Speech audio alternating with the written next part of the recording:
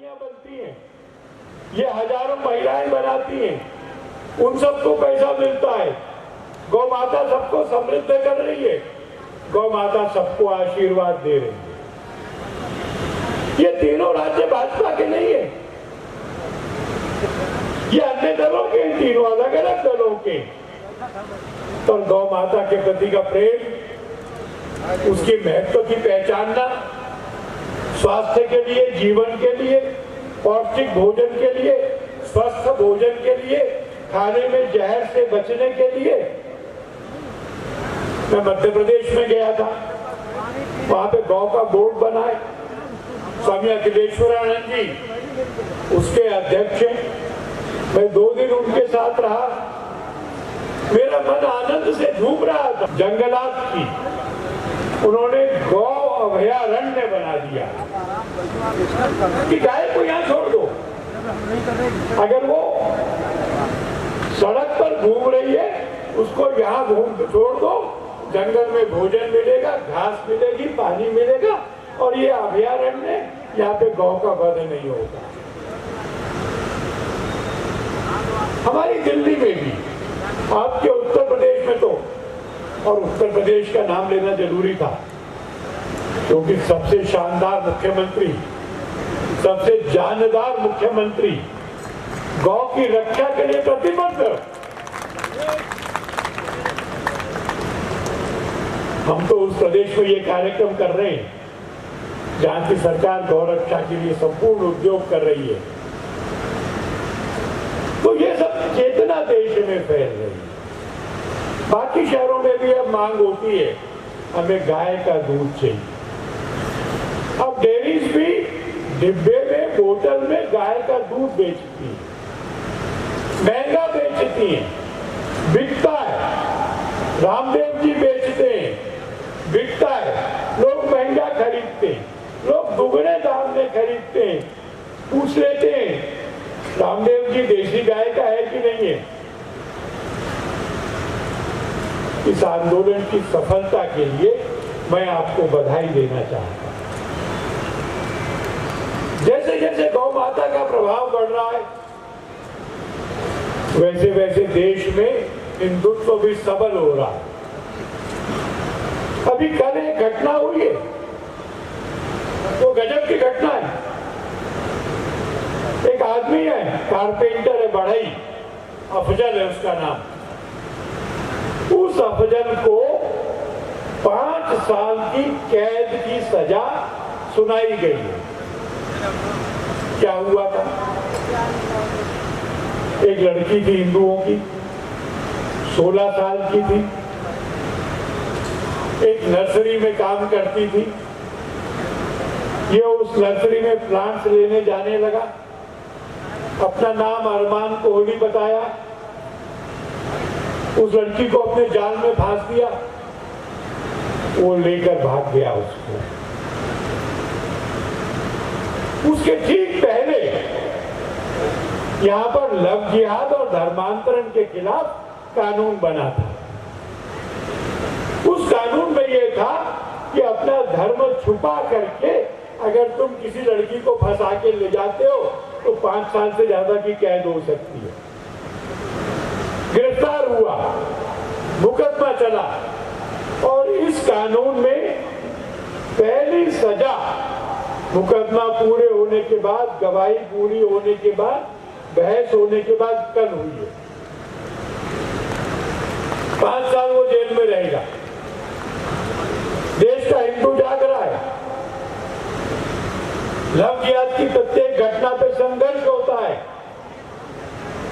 मुकाबला होता है, लड़कियों को लौटाकर लाने का परिश्रम होता है, गाय के हर एक ट्रक की देखभाल होती है, देश भर में होती है। अगर गाय को अवैध ढंग से ले जाया जा रहा होता है तो कार्यकर्ता रोकते, ट्रक को थाने ले जाने के लिए मजबूर करते, वहां FIR कराकर कार्रवाई कराते। मैं चंडीगढ़ गया था, मैं चंडीगढ़ में जिनके यहाँ ठहरा, उन्होंने मुझे एक अद्भुत बात बताई। सत्य घटना है, मैंने जांच किया है। काफी समय पहले की बात है, उनको किसी ने आकर कहा कि एक गायों की गाड़ी, गाय से भरी हुई गाड़ी ट्रेन कटने के लिए जा रही है। साथियों को लेकर पहुंच गए, गाड़ी रोक ली, गाय उतार ली, कहा कटने नहीं दूंगा। पुलिस ने कहा कि गाय इनकी है, तुम कैसे रोकोगे? सामर्थ्यवान आदमी थे, कई सौ गाय थी, तो सारी गाय खरीद ली और गाय खरीद करके उन्होंने एक गौशाला बना दी, गौ माता का मंदिर बना दिया। रात्रि में स्वप्न में उनको नंदी भगवान ने दर्शन दिए और कहा कि आपने इतनी गाय कटने से बचाई है, अच्छी गौशाला बनाई है, भोजन के चारे का पानी का प्रबंध किया है, मैं आपको आशीर्वाद देने आया हूं। आप सामर्थ्यवान हैं, पैसा है, साधन है, घर परिवार है, पर फिर भी अगर कभी जरूरत पड़े तो मुझे स्मरण करना।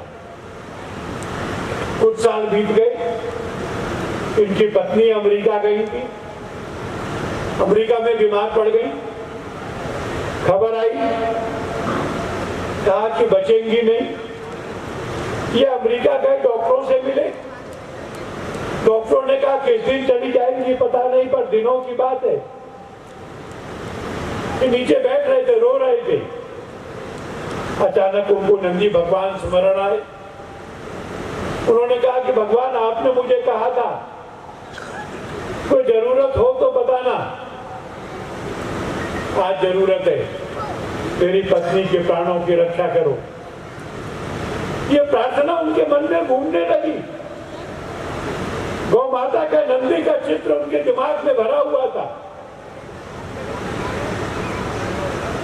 3-4 घंटे बाद डॉक्टरों ने उनको हिलाया और कहा कोई संभावना नहीं थी, हमने सब तरह से जांच परख करके देखा था, कुछ दिनों की मेहमान थी, पता नहीं क्या हुआ, वो तो ठीक हो रही है। गौ माता की।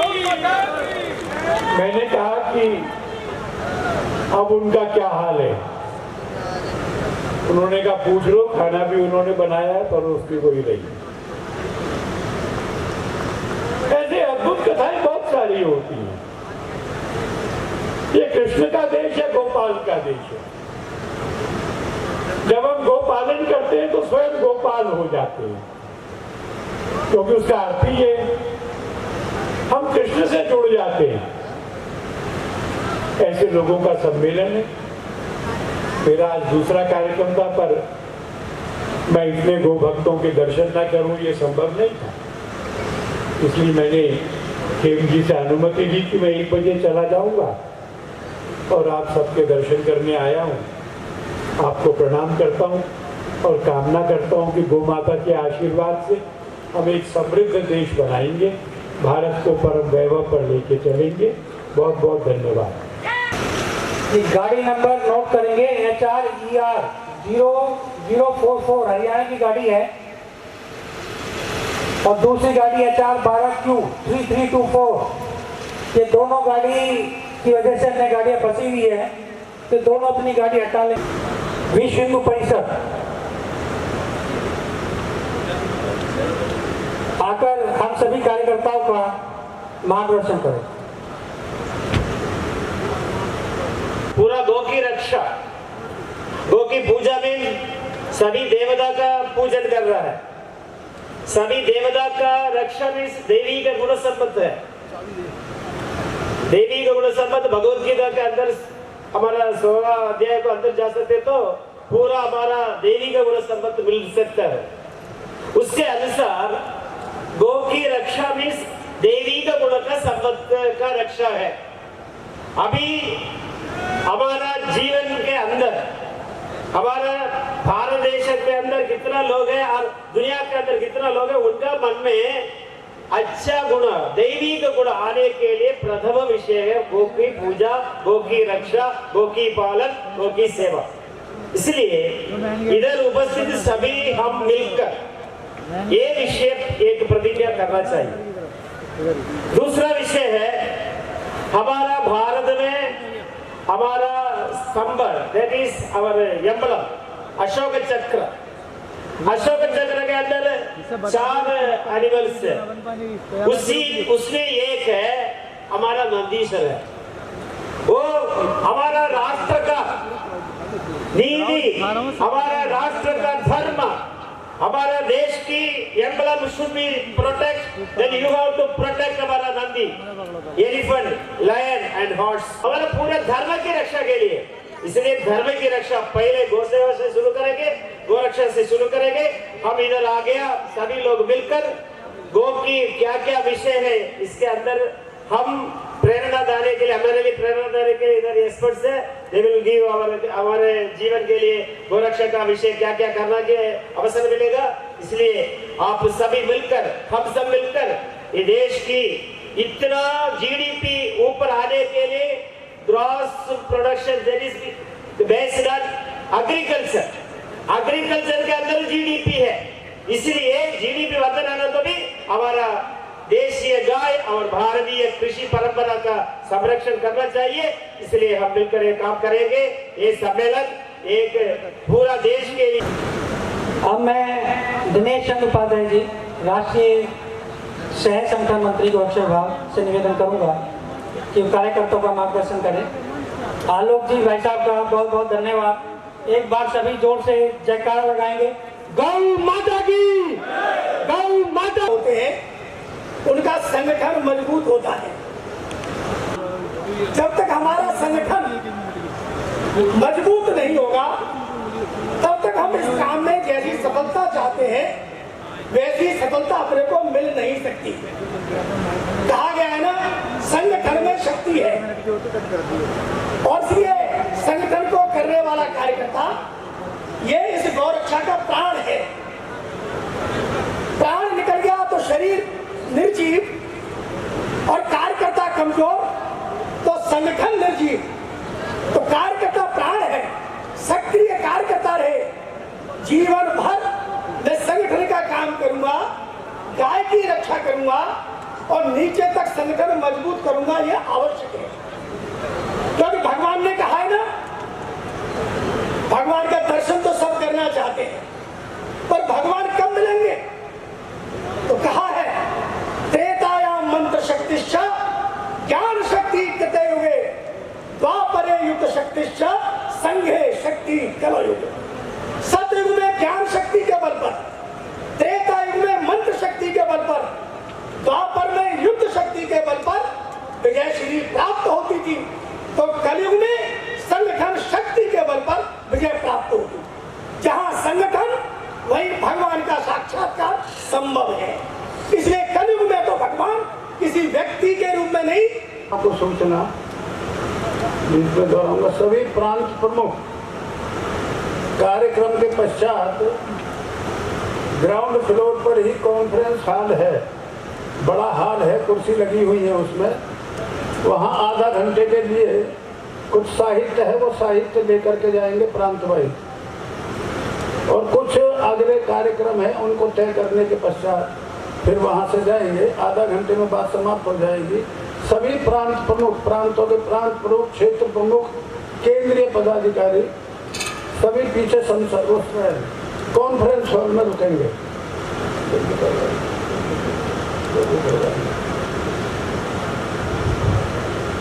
जय गौ माता की। अब मैं अपने संगठन के महामंत्री माननीय राजेंद्र प्रसाद सिंघल जी से निवेदन करूंगा कि वह अपना विषय ले कार्यकर्ताओं का मार्गदर्शन करें। आदरणीय राजेंद्र प्रसाद सिंघल। माता की, गौ माता की, भारत माता की, भारत माता की, भारत माता की। आदरणीय श्री गुरु प्रसाद सिंह जी हमारे अध्यक्ष जो है, जिनके मार्गदर्शन में हम काम करते हैं, माननीय खेमचंद जी जो है, जिनका रोज रोज हमें आशीर्वाद और सारी बातें प्राप्त होती है, माननीय सावला जी और सभी मेरे सम्मानित अधिकारी, कार्यकर्ता बंधुओं, माताओं, बहनों, आज हम जो है गोरक्षा गोपालन के विषय में एकत्रित हुए हैं। जो है इस देश की जो अवधारणा है जो मीडिया ने चलाई है कि गाय का जो है अगर मांस हम निर्यात नहीं करेंगे किसी तरह भैंस वैंस के मांस में मिला के, तो हमारा 30-40 हजार करोड़ रुपए का जो है निर्यात कम हो जाएगा। अगर उसमें गाय, सांड और बैल तीनों का जो मिश्रण हो तो वो अधिक उपजाऊ, अधिक उपयोगी है जो है, बजाय केवल गाय के गोबर के जो है। इसीलिए शिव और शक्ति दोनों के प्रयोग से जो गाय का गोबर गोमूत्र से जो चीजें बनती है वो ज्यादा उपयोगी है जो है। इसलिए भी हमें नर गोवंश को बचाना बहुत अनिवार्य है जो है। तो इन सब बातों को जो है अंदर तक, गहराई तक जाएं और देखें जो है कि किस तरह हम जो है कर्ज मुक्त किसान। दो परिचय मुझे कराने थे। आचार्य दयाल गुरुजी महाराज श्री नारायण गो सेवा धाम साहिब में हैं, उनका हम इस मंच से स्वागत करते हैं। श्री मध्य लक्ष्मी नारायण ट्रस्ट गोरागांव गंगेश्वर हरदा मध्य प्रदेश से आए हैं, उनका इस मंच से हम स्वागत करते हैं। अब ये उद्बोधन सत्र का अंतिम समय है।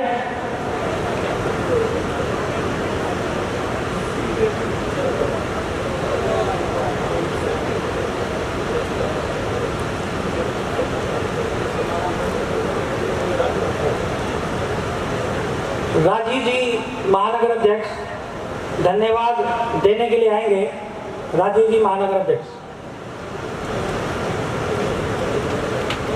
द्वितीय सत्र के लिए शशांक शेखर जी रेडी रहेंगे। तुरंत एकदम बाद द्वितीय सत्र शुरू होगा, बीच में किसी प्रकार का कोई गैप नहीं है, तो तुरंत इसके बाद मंच का संचालन शशांक शेखर जी के द्वारा होगा। तो शशांक शेखर जी तैयार रहे और कोई गैप उसमें कार्यक्रम में नहीं है। आदरणीय राजीव गुप्ता जी महानगर अध्यक्ष भारतीय गौ संरक्षण संवर्धन परिषद गाजियाबाद। इस अधिवेशन में पधारे हमारे राष्ट्रीय पदाधिकारी श्री आलोक कुमार जी, अंतर्राष्ट्रीय अध्यक्ष विश्व हिंदू परिषद, जो अभी अभी हमारे बीच थे लेकिन चले गए हैं। श्री गुरु प्रसाद सिंह जी, राष्ट्रीय अध्यक्ष गोरक्षा। श्री राजेंद्र सिंगल जी, राष्ट्रीय महामंत्री गोरक्षा। श्री खेमचंद शर्मा जी, राष्ट्रीय संगठन मंत्री गोरक्षा। व मंच पर आसीन अन्य सभी गणमान्य अतिथियों का इस अधिवेशन में पधारने के लिए मैं दिल की गहराइयों से आपका धन्यवाद करता हूं। मैं अपने राष्ट्रीय पदाधिकारियों का गाजियाबाद में तृतीय अखिल भारतीय अधिवेशन के लिए चयन करने के लिए यह प्रदर्शित करता है कि हम गौ माता से किस गहराई तक जुड़े हुए हैं।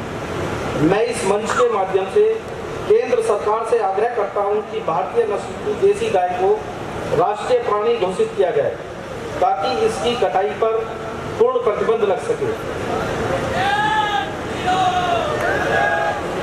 मैं आप सभी देश के विभिन्न जिलों से आए दायित्ववान कार्यकर्ताओं व अन्य स्वयंसेवकों का अभिवादन धन्यवाद करता हूं कि वे रास्ते की तमाम परेशानियां झेलते हुए इस कार्यक्रम में पधारे। मैं आशा करता हूं कि हम सभी इस अधिवेशन में सहभागिता करने से गौ माता के प्रति हमारी श्रद्धा व जानकारी बढ़ेगी। इतने जो हमारे मुख्य अतिथि और बहुत गणमान्य व्यक्ति आए हैं उनको हम सुनेंगे। अभी हम 3-4 लोगों को सुन चुके हैं, उससे हमारी जानकारी में वृद्धि होगी। वे यहाँ से जाने के बाद और अधिक लगन के साथ गौ माता की सेवा में समय देंगे। मैं एक बार फिर केंद्रीय नेतृत्व को, मुख्यतः श्री खेमचंद जी भाई साहब को इस सफल अधिवेशन के लिए बधाई व धन्यवाद देता हूँ। जय गौ माता। गौ माता की, गौ माता की जय श्री। आपने बहुत सुंदर व्यवस्था इस आयोजन की है। अब मैं धन्यवाद ज्ञापन के लिए अपने प्रांतीय अध्यक्ष श्री पवन त्यागी से निवेदन करूंगा कि देश भर से आए हुए कार्यकर्ताओं का धन्यवाद करें।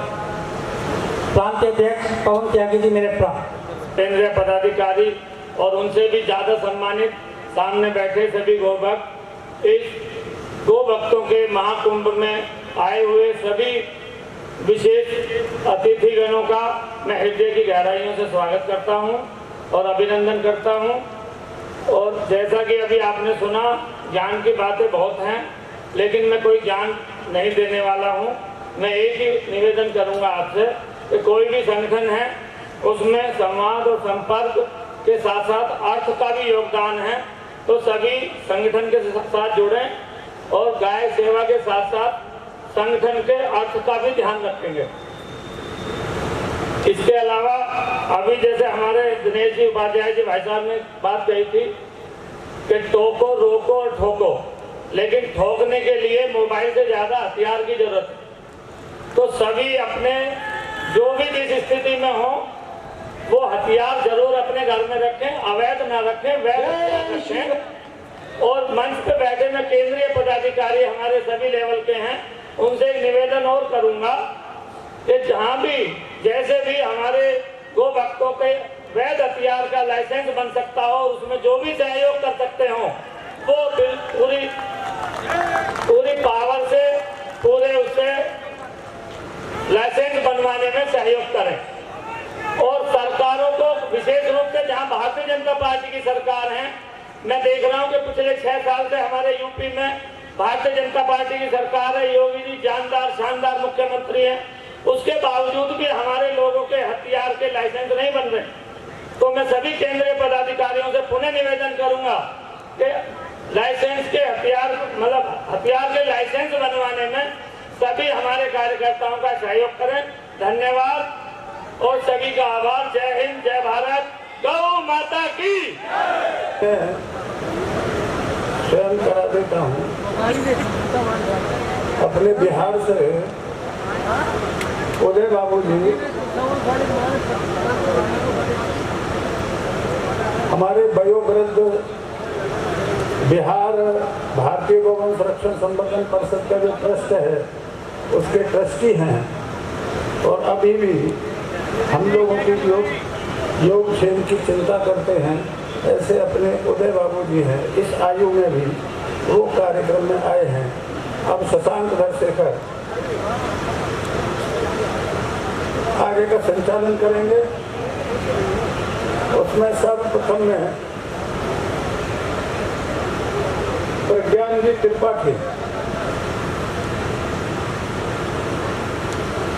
पंचगव्य आयुर्वेद जो आपके सीधे मतलब की है, जो बाहर भी घूम रहे हो तो वो आ जाएं। सभी को प्रणाम करता हूँ और सभी गौ भक्त जो पूरे देश के अलग अलग हिस्से से यहाँ पर आए हैं सभी को प्रणाम करता हूँ। मैं डॉक्टर प्रज्ञान त्रिपाठी हूँ, मैं MD हूँ आयुर्वेद में और बहुत इम्पोर्टेंट कुछ चीज़ें आपको मैं आज बताने वाला हूँ जो आपके बहुत ज़्यादा काम की हैं और हो सकता है कि 90% केसेस में हमें अस्पताल कभी भी ना जाना पड़े। ऐसी बहुत सारी छोटी छोटी चिकित्सा की पद्धतियाँ कैसे हम पंचगव्य से और अपने आसपास की औषधियों से खुद को और अपने पूरे परिवार को स्वस्थ रख सकते हैं, ऐसे बहुत सारे छोटे छोटे फॉर्मूले आज मैं आपके लिए लेकर आया हूँ। उससे पहले एक बहुत छोटी सी बात आपको बताना चाहता हूँ कि एक बार एक बहुत विद्वान बालिका का, एक बहुत विद्वान कन्या का विवाह तो एक मूर्खों के परिवार में हो गया और जब उसकी संतान हुई तो मूर्खों के परिवार में सब लोगों ने उस बच्चे को शुरू से बोला कि तुम्हारी जो माँ है ये विद्वान नहीं है, ये तो मूर्ख है और ये बहुत गंदी है, बेकार है, कुरूप है, दुनिया की सबसे गंदी माँ है। तो इसका परिणाम ये हुआ कि जब वो बच्चा 15-16 साल का हुआ तो एक दिन उसको लगा कि हाँ यार वाकई मेरी माँ इतनी गंदी होगी, इसीलिए सब लोग इतनी बुराई करते हैं। तो उसने हंसिया उठाया और अपनी माँ का गला काट दिया और गला काटने के बाद जब वो हाथ धोने के लिए गया तो उसके माँ के कटे हुए सिर से उसका पैर टकराया और माँ के मुख से आवाज आई कि बेटा तुम्हें चोट तो नहीं आई। ये कहानी आप बहुत लोगों ने सुनी होगी। ठीक वैसा ही हाल हम सब भारत के हिंदुओं का हो गया है कि पूरी दुनिया के लोग हमसे कह रहे हैं कि जो देशी गाय है ये खराब है, देशी गाय का दूध खराब है, गोबर और गोमूत्र का कोई लाभ नहीं। तो हमने क्या किया कि अपने घर से बाहर जो नल सूखे पड़े हुए, सूखे नल लगे हुए हैं, उन नलों को वो चाट चाट के एक एक बूंद पानी पी रही है दिन भर। ये बहुत दुर्भाग्य की बात है कि नहीं? तो मुझे ऐसा लगता है कि उस देशी गाय को घर वापस लाने का ये बहुत स्वर्णिम अवसर है और देशी गाय जो है ये पृथ्वी पर अंतिम सशरीर जीवित देव है, अंतिम सशरीर जीवित देव है।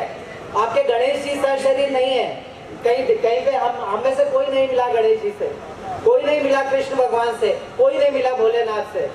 हम सब उनकी प्राण प्रतिष्ठा करके पूजा कर रहे हैं, लेकिन पूरे 33 करोड़ देवी देवता जिसके शरीर में मूर्त रूप से स्वयं उनके प्राण प्रतिष्ठित रूप से हैं, ऐसी गाय को बिल्कुल अंतिम चरण में इस वक्त गाय है। अगर अभी हम उसको अपने घर वापस लेकर नहीं आए तो निश्चित तौर पे हमारा जो धर्म है, हमारा जो देश है, इसका पैटर्न अमेरिका इंग्लैंड जैसा नहीं है। हम बिल्कुल अलग तरह के लोग हैं।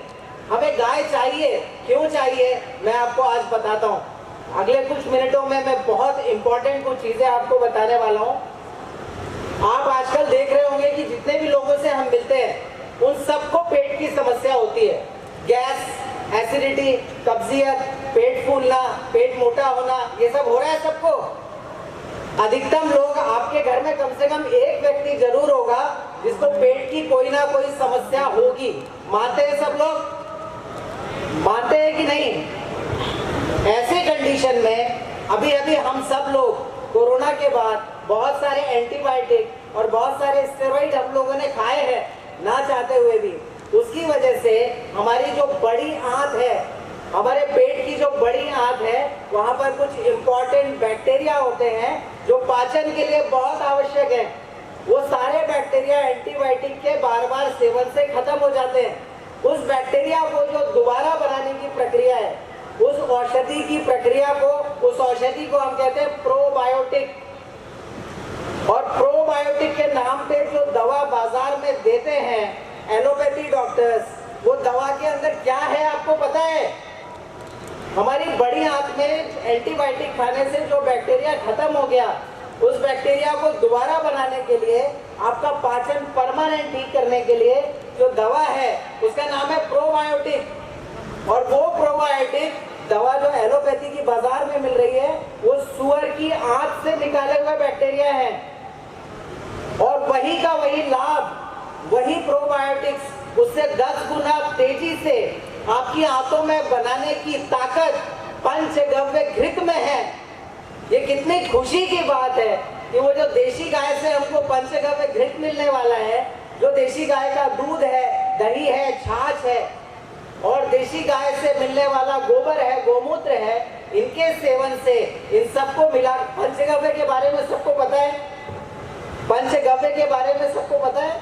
पंचगव्य में गाय की 5 चीजें होती हैं। गाय का दूध, दही, घी, गोमूत्र और गोबर। ये 5 चीजों को मिलाकर सम मात्रा में, बराबर मात्रा में अगर हम अपने घर में कढ़ाई में पकाएं और पकाते पकाते जब केवल घी बचे और बाकी सारी चीजें उड़ जाएं, तो ये जो घी बचेगा इसका नाम है पंचगव्य घृत। अगर इसको आप एक एक चम्मच सुबह शाम पीते हैं तो आपका पाचन किसी भी स्तर पे खराब हो गया हो, आपको कितने ही गैस्ट्रिक अल्सर हो, पेट में छाले हो, गैस, एसिडिटी, किसी भी तरह की कब्जियत हो, पेट की समस्या हो, वो सारी की सारी 100% ठीक होगी ही, क्योंकि पंचगव्य घृत में सबसे पावरफुल प्रोबायोटिक्स होते हैं। इसके अलावा आपको जान के ताज्जुब होगा कि हमारे देश को बहुत बड़े स्तर पे साजिश के तहत डायबिटीज का कैपिटल बनाया जा रहा है। डायबिटीज सबको पता है, शुगर की बीमारी सबको मालूम है इसके बारे में। मुझे लगता है शायद ही कोई व्यक्ति ऐसा हो जिसके घर में कम से कम कोई एक व्यक्ति शुगर का पेशेंट ना हो। ऐसे कोई है?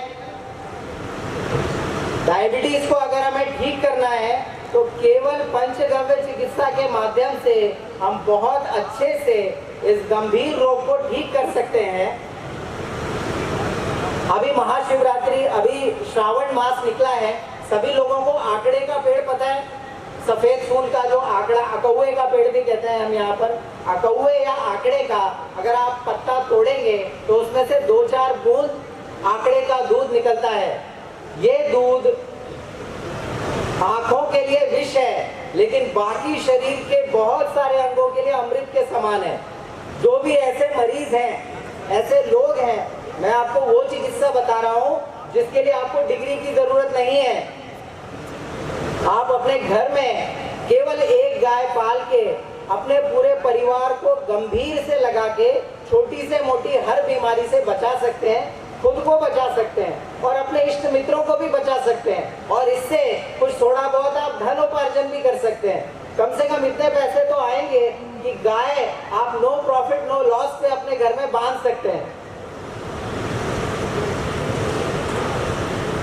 आंकड़े का पत्ता तोड़ने पर जो दूध निकलता है उसको आपको 1 कप देशी गाय के दूध में 1 बूंद आंकड़े का दूध आपको डालना है। पहले दिन सुबह खाली पेट पिलाना है, अगले दिन 2 बूंद, उसके अगले दिन 3 बूंद, 4 बूंद, ऐसे करते करते 10 बूंद तक आपको आंकड़े का दूध देशी गाय के दूध में डालकर सुबह खाली पेट पिलाना है। और 10 दिन के बाद 1-1 बूंद कम करते हुए आना है। 19 दिन में 400-500 रहती है, या जिनको insulin 3 time 4 time maximum dosage में लगता है, उनको इंसुलिन 19 दिन के बाद मुश्किल से 2 बार लगाने की जरूरत पड़ेगी। और जिनकी शुगर 350 से कम नहीं आती, मैक्सिमम डायबिटीज की डोज लेने के बाद भी उनकी शुगर 150-200 से भी नीचे आने लग जाएगी। इतना बड़ा चमत्कारी प्रयोग देशी गाय के दूध के साथ केवल आंकड़े का दूध थोड़ा सा मिलाकर करने से आपको मिलेगा। इसके अलावा अगर आपके पास बहुत सारी गायों की व्यवस्था है तो आपको बनाना है एक अद्भुत औषधि। आज मैं आपको बता रहा हूँ दुनिया की सबसे ताकतवर औषधि बनाने का एक फॉर्मूला। इसको हम आयुर्वेद का एटम बम भी बोल सकते हैं, क्योंकि अब मैं देख रहा हूँ कि इतने सारे फर्टिलाइजर और केमिकल्स का स्प्रे होने की वजह से बहुत सारे जो पोषक तत्व सब्जियों में फलों में थे वो अब उतनी अच्छी मात्रा में नहीं बचे। इसके लिए मार्केट में बहुत सारे न्यूट्रिशनल सप्लीमेंट, मिनरल, विटामिन, ये सब सुन रहे हैं ना हम लोग, विटामिन B12, विटामिन D की गोली खिलाओ, ये सारे जो न्यूट्रिशनल सप्लीमेंट हैं ये बहुत सारे बाजार में भारत में चल पड़े हैं। अब मैं आपको बताता हूँ एक ऐसी औषधि जिसके आगे अच्छी से अच्छी ताकत की दवाइयाँ भी फेल है। इसके लिए आपको क्या करना है कि आपको इकट्ठा करना है बहुत सारा गोमूत्र, कम से कम 5 से 10 गायों का सुबह ताजा निकाला हुआ गोमूत्र आप एक बड़ी लोहे की या स्टील की कढ़ाई में इकट्ठा करिए और इकट्ठा करके उसको धीमी आंच पे धीरे धीरे पकाइए। और पकाते पकाते आप देखेंगे कि आखिरी में शिलाजीत के जैसा सड़क बनती है, डामर सबने देखा होगा, डामर के जैसा बहुत गाढ़ा गाढ़ा पदार्थ वहां पर इकट्ठा होगा। इसे हम कहते हैं गोमूत्र घन। और आचार्यों का मत है, जो आयुर्वेद के हमारे वेदों के रचयिता आचार्य हैं, उनका मत है कि दुनिया में सबसे ताकत, सबसे ज्यादा और सबसे जल्दी आपको पौष्टिकता देने वाली, आजकल हम देख रहे हैं घरों में माताओं के घुटने खराब हो रहे हैं, कमर खराब है, एड़ी में दर्द है, सुबह उठे तो उनको कोई काम करने की इच्छा नहीं होती। हमारे जो पुरुष हैं वो शाम को 6-7 बजे घर जाते हैं और थक के बिल्कुल टीवी देखते हुए सो जाते हैं। बैठक में बुलाए तो भी आना मुश्किल, समाज में निकलना मुश्किल। तो क्या कारण है? शक्ति का ह्रास हो रहा है पूरे समाज में। हमें शक्ति का वर्धन करने की जरूरत है। उसके लिए सबसे ज्यादा शक्तिवर्धक जब मैं कह रहा हूँ तो मैं बात कर रहा हूँ अश्वगंधा से ज्यादा, हम सबने सुना है कोविड में, शतावरी से ज्यादा, सफेद मूंगफली की खेती बहुत सारी हरियाणा उत्तर प्रदेश में आजकल हो रही है। इन सारी ताकत की औषधियों से ज्यादा शक्तिवर्धक अगर कोई चीज है तो वो गोमूत्र घन है। ये आपको गोमूत्र पकाते हुए आखिरी में जब बहुत पतली सी गाढ़ी गाढ़ी गोमूत्र की परत बचेगी काली काली, इसको आपको काली मिर्च के बराबर इसकी गोली बनानी है। और 1 गोली सुबह 1 गोली शाम अगर आप खाते हैं तो चाहे आपकी हड्डियों का घनत्व कम हो रहा हो, चाहे आपकी मांसपेशियों में दुर्बलता आ रही हो, चाहे आपके संतान उत्पन्न ना हो रही हो, ये भी बहुत बड़ी समस्या है। हमारे सब जो आदर्श हैं, हमारे नेता हैं और हमारे मार्गदर्शक हैं, वो सब कह रहे हैं कि हिंदुओं को बहुत सारे बच्चे पैदा करने हैं, और हम देख रहे हैं कि 10-10 साल से 1-1, 2-2 बच्चे मुश्किल से हो रहे हैं। तो ऐसी कंडीशन में शक्ति का ह्रास होने की वजह से भी बहुत सारे फास्ट फूड, केमिकल्स, ये सब खाने से भी शक्ति का ह्रास हो रहा है। पूरे समाज का शक्तिवर्धन भी करना जरूरी है, उत्साहवर्धन भी करना जरूरी है। उसके लिए केवल गोमूत्र से ये घन सत्व आप घर पे बना सकते हैं और इसका बहुत अच्छे से आप प्रयोग कर सकते हैं। दूसरी सबसे बड़ी समस्या हमारे देश में आज जो बढ़ रही है वो है हार्ट ब्लॉकेज। सबको मालूम है ना कि वो 40 साल के भाई साहब थे, सुबह घूमने गए और शाम को नहीं रहे तो क्या हो गया? क्यों नहीं रहे? क्योंकि हार्ट अटैक आ गया। क्यों आ गया हार्ट अटैक? क्योंकि उनका कोलेस्ट्रॉल बढ़ता जा रहा था। क्यों बढ़ता जा रहा था? क्योंकि उनका मोटापा बढ़ता जा रहा था। मोटापा हमारे देश की बहुत बड़ी समस्या हो गई, कोलेस्ट्रॉल बहुत बड़ी समस्या हो गई, और इसकी वजह से सारे डॉक्टर बोल देंगे आपको कि आप घी खाना बंद करो, तेल खाना बंद करो, डेयरी के सारे प्रोडक्ट बंद करो, मक्खन खाना बंद करो, पनीर खाना बंद करो। लेकिन मैं आपको देसी गाय के घी से एक इतना अच्छा फॉर्मूला बता रहा हूँ कि आपका 1 महीने में कम से कम 5 से 10 किलो वजन भी कम होगा, और आपकी जो कोलेस्ट्रॉल अगर आपका बढ़ा हुआ है, आपका ट्राइग्लिसराइड अगर बढ़ा हुआ है, जिसमें ऐसा लग रहा है कि 150 होना चाहिए तो ये 400-500 है। डॉक्टर ने बोला एक बूंद भी अगर घी अंदर गया तो तुम मर जाओगे। ऐसी कंडीशन में अगर आप चाहते हैं कि आपका पूरा कोलेस्ट्रॉल 1 महीने में नॉर्मल आए, और अगर आप चाहते हैं कि आपका वजन 5 से 10 किलो एक ही महीने में कम हो, तो इसके लिए ध्यान से सुनना है सबको। आपको देसी गाय का घी लेना है 100 ग्राम।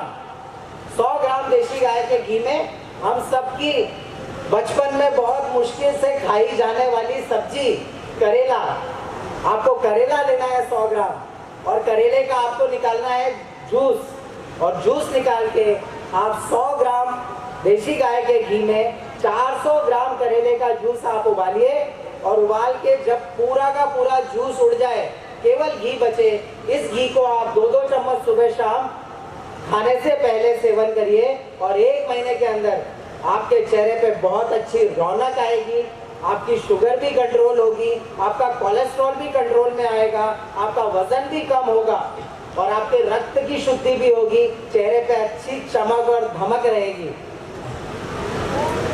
इसी तरह से बहुत बड़ी समस्या एक और हमारे देश में, लेकिन विषय काफ़ी महत्वपूर्ण है, छोटा करना भी काफ़ी मुश्किल है। तो प्रज्ञान त्रिपाठी जी को आप सुन रहे थे, और कैंसर जैसी असाध्य रोगों का इन्होंने पंचगव्य के माध्यम से समाधान निकाला है। नर्मदे आयुर्वेदम के नाम से उज्जैन में ये काफ़ी सेवा कर रहे हैं। अब हम कार्यक्रम की अगली कड़ी में जिस एजेंडा को लेकर, जिस विमर्श को लेकर आज हम एकत्रित हुए हैं, कार्यक्रम की अध्यक्षता कर रहे आदरणीय अध्यक्ष महोदय की प्रेरणा से और अनुमति से मैं उस प्रस्तावना को बिना किसी देरी के औपचारिक पाठ कर देता हूँ। भारत एक कृषि प्रधान देश है, और गौ माता के संरक्षण एवं संवर्धन के आधार पर दूध दही की नदियों का देश माना जाता था। कालांतर में विदेशी षड्यंत्र के दुष्परिणाम स्वरूप हम गौ माता का अनादर एवं घोर उपेक्षा करते रहे, जिसके कारण आज भारत गरीबी, बेरोजगारी, प्रदूषण, किसान संकट, महामारी आदि की चपेट में आ गया है। अतः गौ माता के संरक्षण एवं संवर्धन, गोवंश आधारित कृषि, पंचगव्य आयुर्वेद आधारित देसी चिकित्सा पद्धति का विकास व गो संस्कृति की पुनर्स्थापना आवश्यक है। इसी लक्ष्य के साथ विश्व हिंदू परिषद गो रक्षा विभाग अनवरत प्रयासरत है।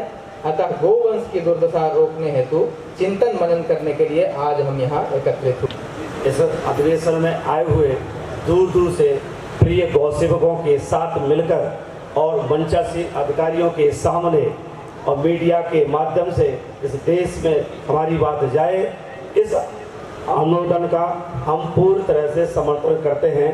तो सब आप सभी कार्यकर्ताओं के साथ जय गौ माता की, वंदे मातरम। गौ माता की। जो ये प्रस्ताव हमारे राष्ट्रीय गौ रक्षा आंदोलन समिति के राष्ट्रीय सह संयोजक एडवोकेट शशांक शेखर जी ने किया है, हम सभी गौ भक्त मिलकर के इस प्रस्ताव का अनुमोदन करते हैं, और ये प्रस्ताव हमारा सरकार तक जाए इसके लिए हम सहमति करते हैं। गौ माता की है, इसको हम इनको हम पूरा करते हैं, फिर ओंकार की ध्वनि से हम इसका अनुमोदन करेंगे।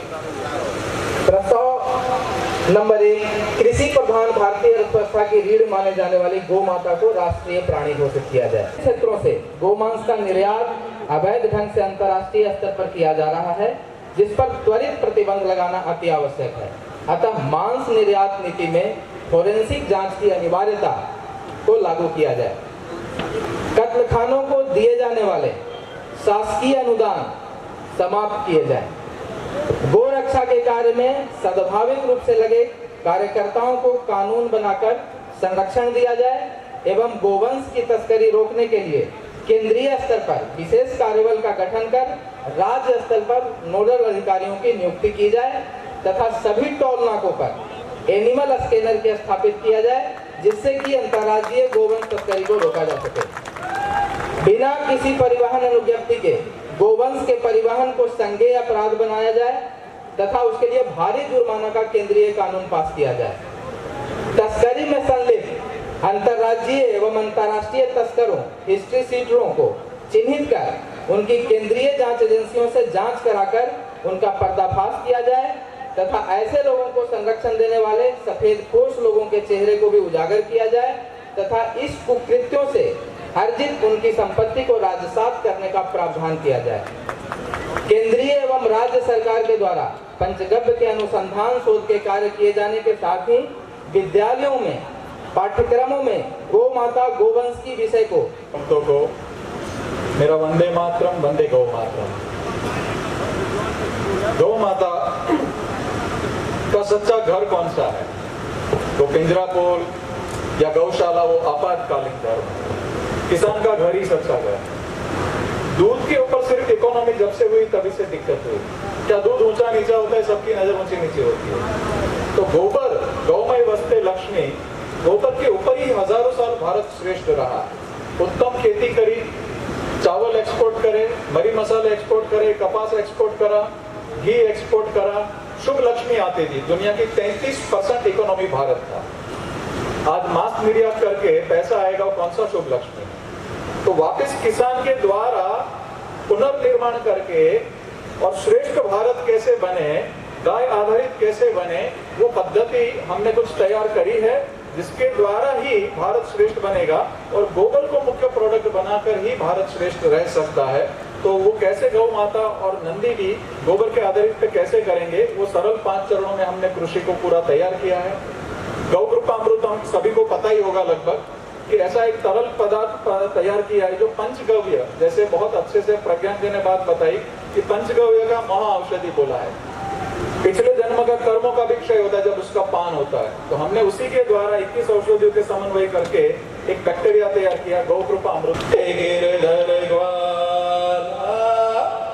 गोपियों का प्यारा ते बंसी बजैया, ते गौ के चरैया, ते माखन चुरैया, हे नंद के लाला, हे राधे गोविंदा, हे राधे गोविंदा, हे राधे गोविंदा, हे राधे राधे गोविंद, हे राधे राधे गोविंद, हे राधे राधे गोविंद। गावो हे गावो रे गावो, गावो हे गावो रे गावो रे गावो, गावो हे गावो रे गावो, गावो विश्वस्य मातरः, गावो विश्वस्य मातरः, गावो विश्वस्य मातरः। बोल सकते हैं? अनुभूति हुई कुछ? सूक्ष्म स्वरूप में गौ माता रहेगी। वंदे बोलूंगा 3 बार, मातरम बोलेंगे वंदे वंदे वंदे। बहुत बहुत धन्यवाद। वंदे मातरम, वंदे गौ मातरम। अभी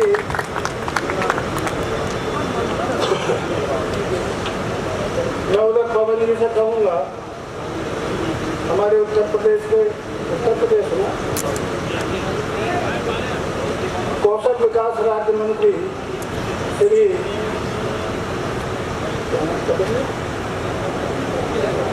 कपिल जी अग्रवाल कार्यक्रम में पधारे हैं। मैं पवन जी उनका गौ माता की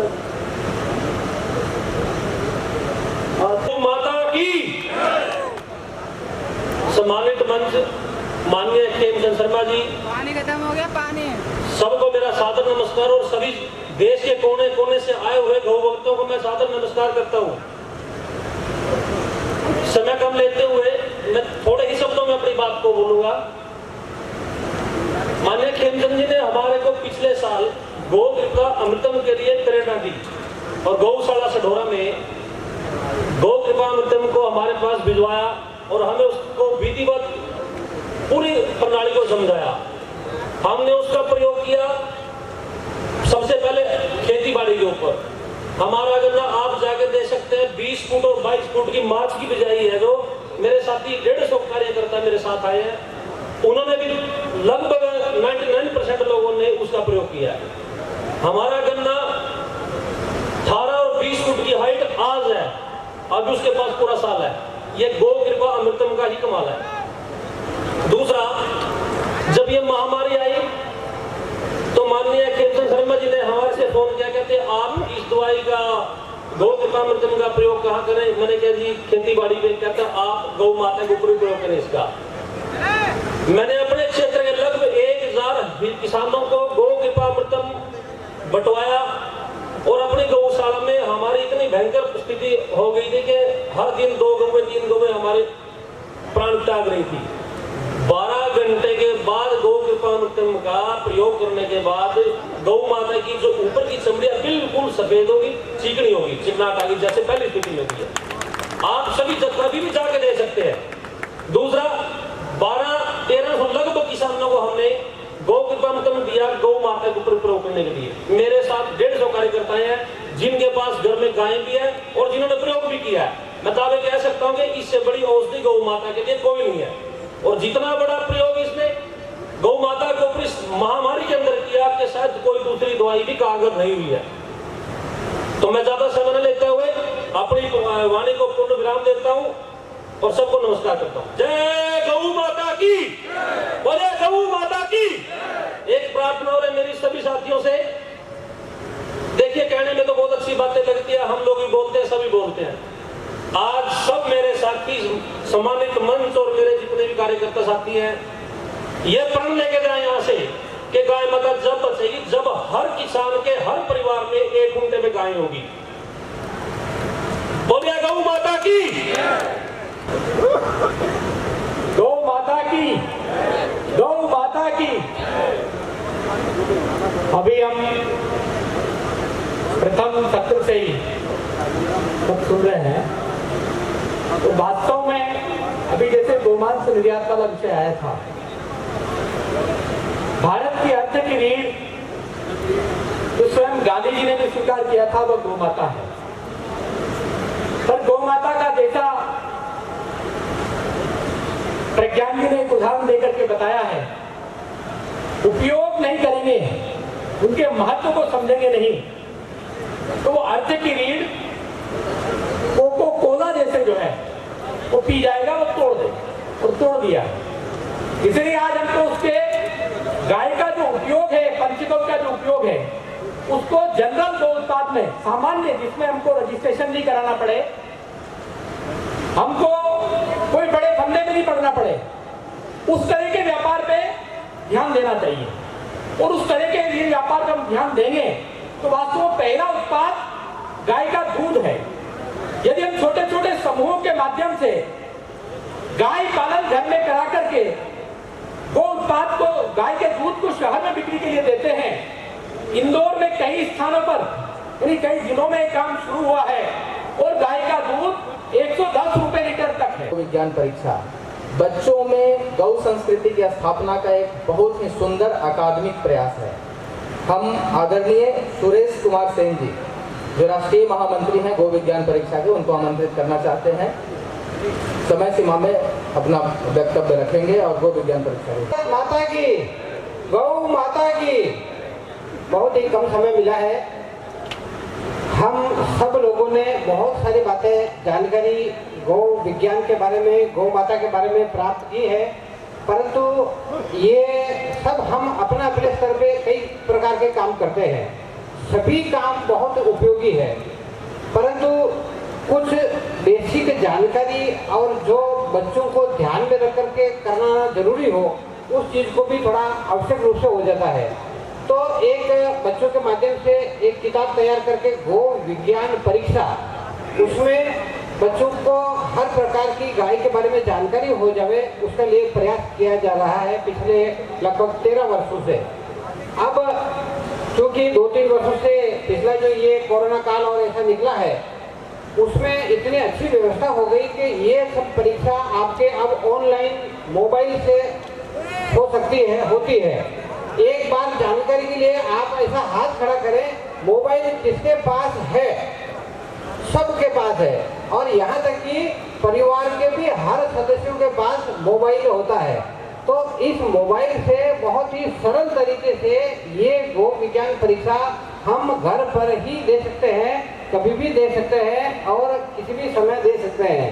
इसकी थोड़ी सी जानकारी मैं आपको कहना चाह रहा हूँ कि यह जो परीक्षा है, इस गाजियाबाद महानगर में संघ का कार्य प्रारंभ किया।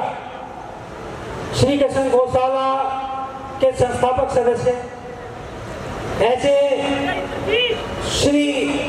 महापुरुष श्री मनमोहन गोयल जी का स्वागत के लिए माननीय खेमचंद शर्मा जी अपने राष्ट्रीय संगठन मंत्री गोरक्षक विभाग द्वारा किया जाएगा। राष्ट्रीय गौरक्षा आंदोलन समिति के संरक्षक हैं ब्रज प्रांत में। अपने मेरठ प्रांत के श्री नितिन जी से निवेदन जाकर के चुनाव लेना पड़ेगा। अब एक सूचना आपको ऐसी देता हूं जिसमें आपको दिमाग का ज्यादा काम करना पड़ेगा। वो है हमारी गौ संपदा। 150 रुपए उसका शुल्क है। जिसने गौरक्षा का काम करना है तो वो सब वो गौ संपदा अवश्य मंगवानी चाहिए। जहां गौरक्षा के कार्यक्रम होते हैं उन कार्यक्रमों का फोटो पेपर कटिंग नहीं चाहिए। हमारे बागी जी को आदत है कि वो अपना फोटो भाषण देते हुए वो भेज देते हैं, ये नहीं चलेगा। मंच का भी और कार्यक्रम का दोनों का फोटो भेजिए। और वास्तव में अपने को पोज ना करके कोई दूसरा कार्यकर्ता बोल रहा है तो उसका फोटो हमको भेजना चाहिए, तो कार्यकर्ता को आगे बढ़ने में सुविधा रहेगी। अरे हम तो पूर्ण काले के प्रचारक हैं, कब तक अपना फोटो खिंचवाते रहेंगे? वो धैर्य काय के लिए अब इसकी भूख रह गई है कि फोटो खिंचवाने की, इसलिए किसी कार्यकर्ता का फोटो उसमें आना चाहिए मैगजीन के अंदर। अब मैं निवेदन करूंगा, बस अंतिम यही दो हमारे समापन के वक्ता हैं, दोनों के बाद में हमारा कार्यक्रम समाप्त हो जाएगा।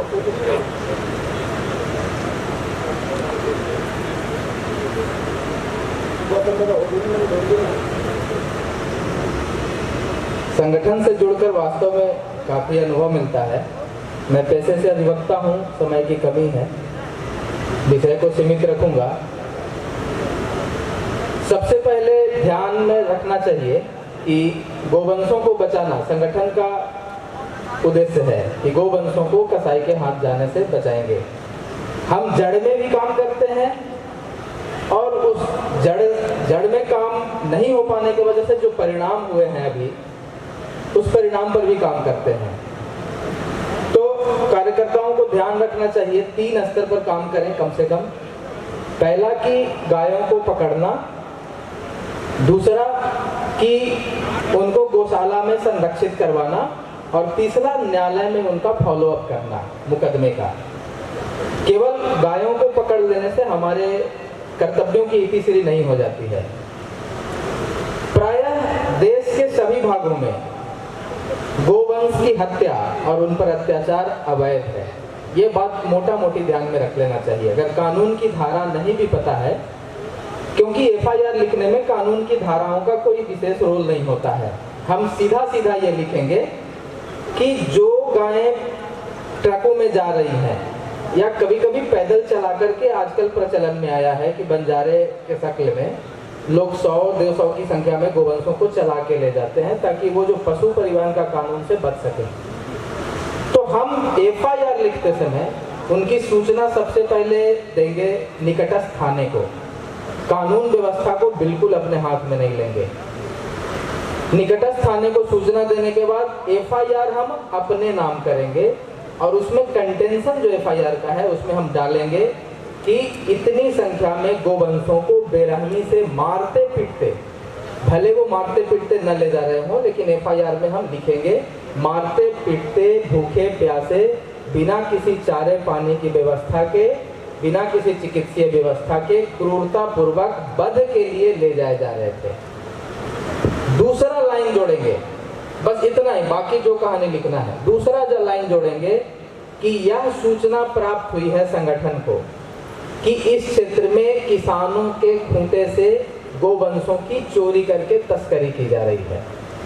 यह भी सूचना प्राप्त हुई है कि सड़क पर अन्ना गोवंश जो हैं, जो बेसहारा गोवंश हैं, उन गोवंशों को भी तस्करी, चोरी करके दूसरे राज्यों में तस्करी की जा रही है।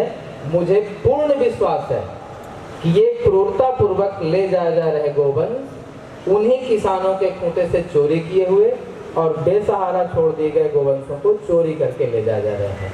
तब हमारा एफआईआर जो है स्ट्रॉन्ग एफआईआर हो जाएगा, उसमें चोरी की दफा लग जाएगी तो वो संज्ञेय हो जाएगा। और जब गोवध की बातें आ जाएंगी तो उत्तर प्रदेश का जो गोवध प्रतिषेध अधिनियम की जो धाराएं हैं वो लग जाएंगी। तो हम एफआईआर अपने नाम से करेंगे ताकि न्यायालय में अपना पक्ष रखने के लिए प्राधिकृत हो सके। दूसरा कि स्थानीय जो गौशालाएं हैं, जो अच्छी गौशालाएं हैं, कार्यकर्ताओं के संज्ञान में ये बातें रहती हैं। प्रायः हम क्या करते हैं, कार्यकर्ताओं से जो भूल होती है कि गायों को पकड़ तो लेते हैं लेकिन गौशालाओं तक पहुंचाने में प्रशासन की मदद नहीं करते, लिहाजा प्रशासन पे ये अतिरिक्त बोझ पड़ता है। आखिर हम गौ सेवक इसीलिए तो हैं कि गायों का काम सुलभता से हो। तो हम गौशाला तक पहुंचाने में, गौशाला खोजना, अच्छी गौशालाएं खोजना तक पुलिस की मदद करेंगे ताकि अगली बार जब हम पुलिस को बुलाएं तो वो आसानी से हमें मदद कर सके। तीसरी बात कि गौशाला पर निगरानी रखेंगे कि वहाँ चारे पानी की व्यवस्था है नहीं है। चौथी कि प्रत्येक जिले में, प्रांत में जो अपना विधि प्रकोष्ठ है, या तो गोरक्षा विभाग का है या हमारा विश्व हिंदू परिषद का है, तो विधि प्रकोष्ठ के जो संबंधित अधिवक्ता हैं, दायित्ववान हो या केवल हमारे विचारधारा के भी हो, तो उनसे तत्काल संपर्क करके उनको मुकदमे की संख्या लिखवाना और बताना कि इसमें कोई भी अगर वाहन मुक्ति या पशु मुक्ति संबंधी कोई भी आवेदन आता है तो सूचित करें। अन्यथा कई बार हम पकड़ करके सो जाते हैं, वो पशु भी कभी कभी जो गोवंश है कभी कभी मुक्त हो जाते हैं, या जो गाड़ियां हैं, अभी इलाहाबाद हाईकोर्ट का जो रिसेंट जजमेंट आया है वो काफी डिसअपॉइंटिंग जजमेंट है। उन्होंने कह दिया कि गोवंशों का परिवहन अपराध नहीं है, जबकि जो गोवंशों का परिवहन किया जाता है काफी दयनीय दशा में किया जाता है। तो हम परिवहन के संबंधित जो धाराएं हैं, जैसे बड़े ट्रक में 6 से अधिक गाय नहीं जा सकती, जो वाहन जो नया आया है, जो केंद्रीय पशु परिवहन नियम जो नया आया है, रिसेंट अमेंडमेंट 2009 का है, उसमें है कि जो स्पेशली लाइसेंस्ड व्हीकल हो, यानी no goods vehicles are allowed to carry livestock, कोई भी गुड्स व्हीकल, तो हम चाहें तो किसी भी गोवंशों को हम डिटेन कर सकते हैं, पकड़ के उनको संरक्षित कर सकते हैं।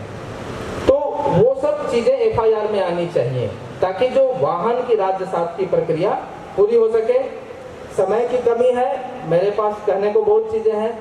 एक इलाहाबाद हाईकोर्ट का जजमेंट आया था जिसमें गौ माता को राष्ट्रीय प्राणी घोषित करने का उन्होंने कहा था, जिसमें जमानत याचिका खारिज की गई थी। वो इलाहाबाद हाईकोर्ट का जजमेंट भी है जो प्रासंगिक है। कभी कभी अगर हम पक्षकार नहीं, हमने अपने नाम पे मुकदमा नहीं लिखाया तो सीधा हम न्यायालय में इस भारतीय गोवंश रक्षण संवर्धन परिषद के नाम पर इंटरवेंशन एप्लीकेशन, मध्यक्षेप याचिका डाल सकते हैं। हमारे ही संगठन के बाल गंगाधर त्रिपाठी जी थे, अब वो नहीं रहे। बाल गंगाधर त्रिपाठी बनाम स्टेट ऑफ उत्तर प्रदेश में माननीय इलाहाबाद हाई कोर्ट ने कहा कि कोई भी व्यक्ति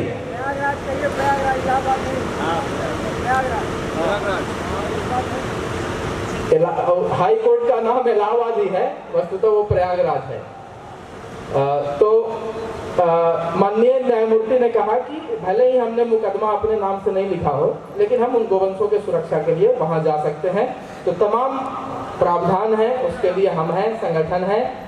एक सावधानी बरतनी है, आदरणीय भाई साहब ने बार बार हिदायत दिया है कि हम गोवंशों का पीछा करते समय अपने जो दायरे हैं, सीमाओं का ख्याल रखना चाहिए, अन्यथा वो काफ़ी तस्कर जो है काफ़ी शातिर होते हैं, वो हमें फंसाने का कोई भी मामला नहीं छोड़ेंगे ताकि जो हमारा अभियान है रुक जाए। लेकिन फिर भी ये महाकाल का काम है, गौ माता सर्वशक्तिमान है, तो हम निराश नहीं होंगे, हतोत्साहित नहीं होंगे और पूरे दमखम से जितना बन सकता है, अगर हमारे संज्ञान में मामला आ गया है तो हम कोई भी गोवंश को कसाई के हाथ नहीं जाने देंगे। ऐसा प्रण करके काम करेंगे। संगठन आपके पीछे है, वकीलों की पूरी जमात आपके पीछे है। बहुत बहुत धन्यवाद।